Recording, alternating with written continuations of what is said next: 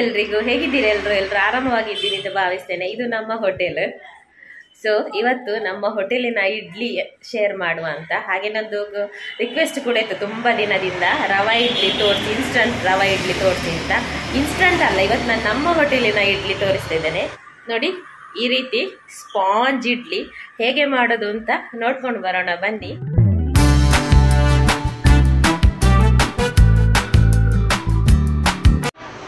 ಮೊದಲಿಗೆ ಉದ್ದಿನ ಬೇಳೆ ತಗೊಳ್ಳುವ. ನೋಡಿ, ನಾನು ಈ ಗ್ಲಾಸಲ್ಲಿ, ಇಷ್ಟು ದೊಡ್ಡ ಗ್ಲಾಸಲ್ಲಿ ಒಂದು ಅರ್ಧಕ್ಕಿಂತ ಒಂದು ಹಿಡಿಯಷ್ಟು ಜಾಸ್ತಿ, 3/4 ಲೋಟದಷ್ಟು ಹಾಕಲಿಲ್ಲ. ಅದಕ್ಕೆ ಒಂದು 1/4 ಸ್ಪೂನಷ್ಟು ಮೆಂತೆ ಕಾಳು ಉಂಟಲ್ಲ, ಅದನ್ನು ಸೇರಿಸಿ ಒಂದು ಪಾತ್ರೆಯಲ್ಲಿ ನೆನೆ ಹಾಕಿಡ್ತೇನೆ. ನೆನೆ ಹಾಕೋದು ಹೇಗೆ ಅಂದರೆ, 2-3 ಸಲ ತೊಳೆದಿದ್ದನ್ನು ಆಮೇಲೆ ನೀರು ಹಾಕಿ ನೆನೆ ಹಾಕ್ಲಿಕ್ಕೆ ಇಡುವ. 4 ಅಥವಾ 5 ಗಂಟೆ ಇದು ನೆನಿಲಿ, ಒಳ್ಳೆ ನೆನಿಬೇಕು ಉದ್ದಿನ ಬೇಳೆ ಯಾವಾಗಲೂ. ಈ ಉದ್ದು ಮತ್ತು ಮೆಂತೆ ಉಂಟಲ್ಲ, ನೆನಿಲಿಕ್ಕೆ ಸ್ವಲ್ಪ ಟೈಮ್ ತಗೊಳ್ತದೆ. ಈ ಮೆಂತೆ ಮತ್ತು ಉದ್ದು ಒಳ್ಳೆ ಇದಾಗಬೇಕು, ನೆನಿಬೇಕು. ಈಗ ಇದನ್ನು ತೊಳೆದು ನೆನೆ ಹಾಕಲಿಕ್ಕೆ ಇಡುವ. ಈ ಮೆಂತೆ ಯಾಕೆ ಹಾಕುದು ಗೊತ್ತುಂಟಾ? ಮೆಂತೆ ಹಾಕಿದ್ರೆ ಒಳ್ಳೆ ಪರಿಮಳ ಕೂಡ ಇರ್ತದೆ, ಇಡ್ಲಿ ಒಂಥರ ಪರಿಮಳ ಚೇಂಜ್ ಇರ್ತದೆ. ಹಾಗೆಯೇ ರುಚಿನೂ ಒಳ್ಳೇದು ಬರ್ತದೆ.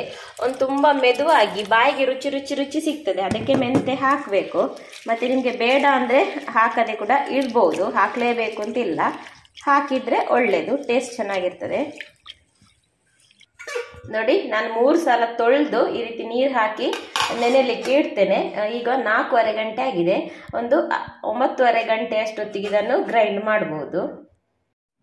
ಈಗ ನೋಡಿ, 4:15 ಗಂಟೆಗೆ ನೆನೆ ಹಾಕಿದ್ದೇನಲ್ಲ, 9:30ಗೆ ಗ್ರೈಂಡ್ ಮಾಡೋದು ಅಂತ ಹೇಳಿದ್ದೇನೆ. ಈಗ 8:30 ಆಯಿತು. ಇದು ಇಲ್ಲೇ ಇರಲಿ. ನಾನಿಲ್ಲಿ ನೋಡಿ, ಅಕ್ಕಿ ರವೆ ಉಂಟಲ್ಲ, ಅಕ್ಕಿ ರವೆ ತಗೊಂಡಿದ್ದೇನೆ. ನೀವು ಯಾವುದೇ ತಗೊಳ್ಬೋದು ಬ್ರ್ಯಾಂಡ್, ನನಗಿದೇ ಸಿಗೋದು. ಇದನ್ನು ತಗೊಂಡಿದ್ದೇನೆ. ಇದರಲ್ಲಿ ನಾನಾಗ ತೋರಿಸಿದ್ದು ನಿಮಗೆ ಅರ್ಧಕ್ಕಿಂತ ಸ್ವಲ್ಪ ಹೆಚ್ಚು ಉದ್ದು. ಈಗ 2 ಗ್ಲಾಸಷ್ಟು ಅಕ್ಕಿ ರವೆ ಹಾಕ್ತಾ ಇದ್ದೇನೆ.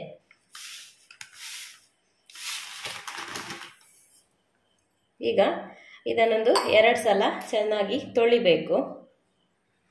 ಈಗ ನೋಡಿ, ತೊಳೆದು ತಂದಿದ್ದೇನೆ. ತೊಳೆದು ತುಂಬ ನೀರು ಹಾಕಲಿಲ್ಲ. ನೋಡಿ, ಜಸ್ಟ್ ಈ ರೀತಿ ಸ್ವಲ್ಪ ಅಕ್ಕಿ ರವಕ್ಕಿಂತ ಸ್ವಲ್ಪ ಮೇಲೆ ಇದೆ, ಅಷ್ಟೇ ನೀರು ಸಾಕು. ಇದನ್ನೊಂದು 1 ಗಂಟೆ ಇಡಬೇಕು, ಕಡಿಮೆ ಅಂದರೆ. ಹಬ್ಬ ಅಂದರೆ ನಿಮಗೆ 1 ಗಂಟೆ ಟೈಮ್ ಇಲ್ಲ, ಇನ್ಸ್ಟಂಟ್ ಆಗಿ ಮಾಡೋದಾದರೆ ಒಂದು 1/2 ಅವರ್ ಇಡ್ಬೋದು. ಆದರೆ 1/2 ಅವರ್ ಇಟ್ಟರೆ ಅಷ್ಟೊಂದು ಒಳ್ಳೆ ರೀತಿ ಇಡ್ಲಿ ಬರ್ತದೆ ಅಂತ ನಾನು ಗ್ಯಾರಂಟಿ ಕೊಡೋದಿಲ್ಲ. 1 ಅವರ್ ಇಡಿ. ನನಗಿದನ್ನು 1 ಅವರ್ ಇಡ್ತೇನೆ ಹೀಗೇನೆ. ಈಗ 5 ಗಂಟೆ ನೆನೆದಿದೆ ನೋಡಿ. ಇದು 1 ಗಂಟೆ, ಇದು 5 ಗಂಟೆ. ಚೆನ್ನಾಗಿ ತೊಳೆದಿದ್ದೇವೆ ಆಗಲೇ. ಈಗ ತೊಳಿಬೇಕು ಅಂತಿಲ್ಲ. ಈಗ ಒಂದು ಮಿಕ್ಸಿ ಜಾರಿಗೆ ಈ ನೆನೆದ ಉದ್ದನ್ನು ಹಾಕಿ ಗ್ರೈಂಡ್ ಮಾಡುವ. ಇದು ತುಂಬ ನೈಸಾಗಿ ಗ್ರೈಂಡ್ ಆಗಬೇಕು. ನಿಮಗೆ ಬೇಕಾದರೆ ತೊಳೀರಿ, ಇನ್ನೊಮ್ಮೆ ತೊಳಿಬೇಕು ಅಂತ ಇಲ್ಲ.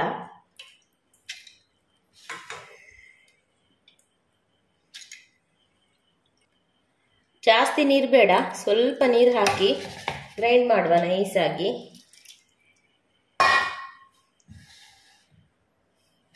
ನೋಡಿ, ನೈಸಾಗಿ ಗ್ರೈಂಡ್ ಮಾಡಿ ತಂದೆ. ಎಷ್ಟು ಗಟ್ಟಿಯಾಗಿದೆ ನೋಡಿ. ಈಗ ಇದನ್ನೊಂದು ಪಾತ್ರೆಗೆ ಟ್ರಾನ್ಸ್ಫರ್ ಮಾಡುವ.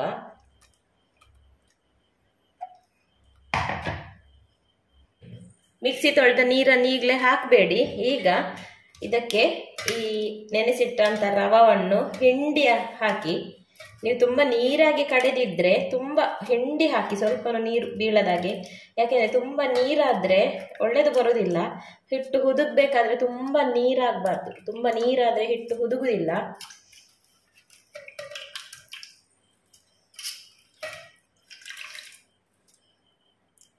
ಈಗ ಇದನ್ನು ನೋಡ್ಕೊಳ್ಳಿ, ಹೀಗೆ ಮಿಕ್ಸ್ ಮಾಡಿ. ಅಕ್ಕಿಯ ಎಷ್ಟು ಹೇಳಿದ್ರು ಸ್ವಲ್ಪ ಅದರಲ್ಲಿ ನೀರಿನ ಅಂಶ ಇರ್ತದಲ್ಲ, ಹೀಗೆ ಮಿಕ್ಸ್ ಮಾಡಿ ನೋಡಿ. ಮತ್ತೆ ನಾವು ಗ್ರೈಂಡ್ ಮಾಡಿದಕ್ಕೂ ಈ ರವೆ ಹಾಕೋದಕ್ಕೂ ಡಿಫ್ರೆನ್ಸ್ ಇರ್ತದೆ.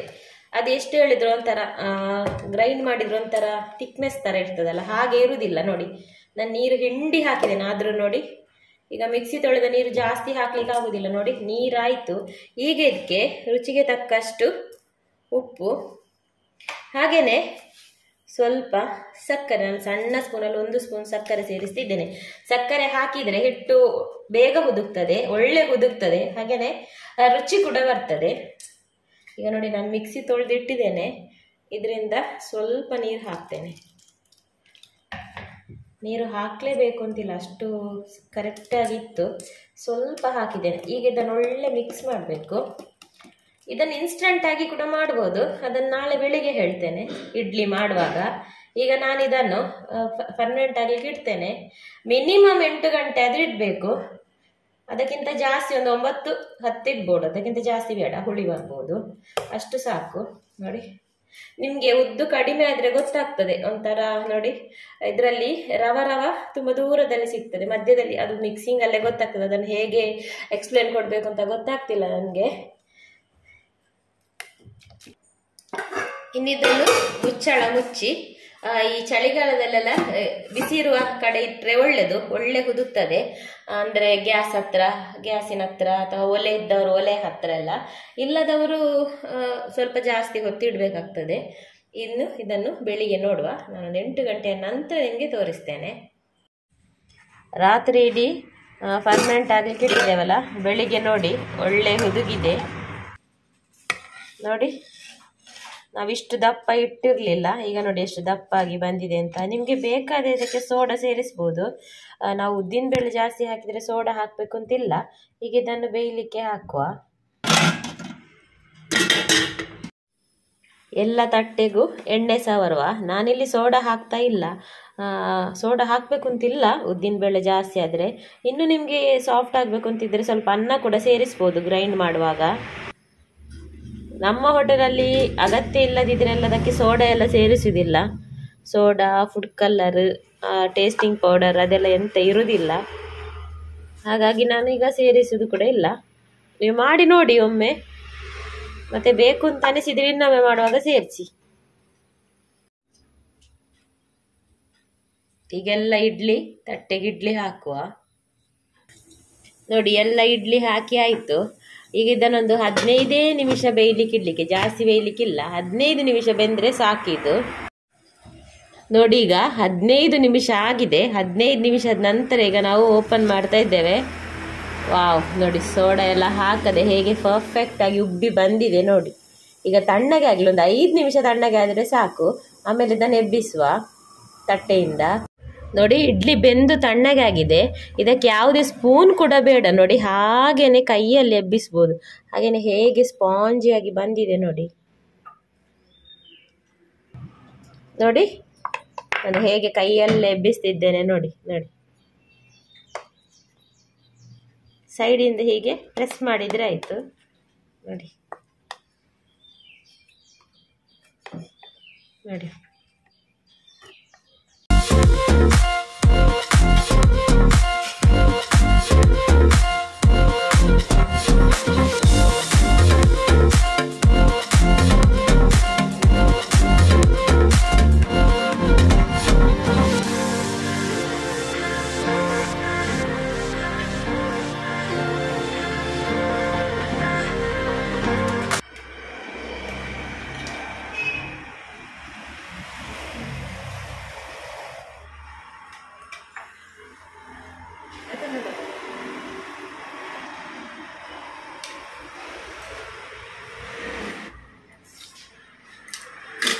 ನೋಡಿದ್ರಲ್ಲ, ಇದು ನಮ್ಮ ಹೋಟೆಲಿನ ಇಡ್ಲಿ ಸಾಂಬಾರು ಹಾಗೇನೆ ಚಟ್ನಿ.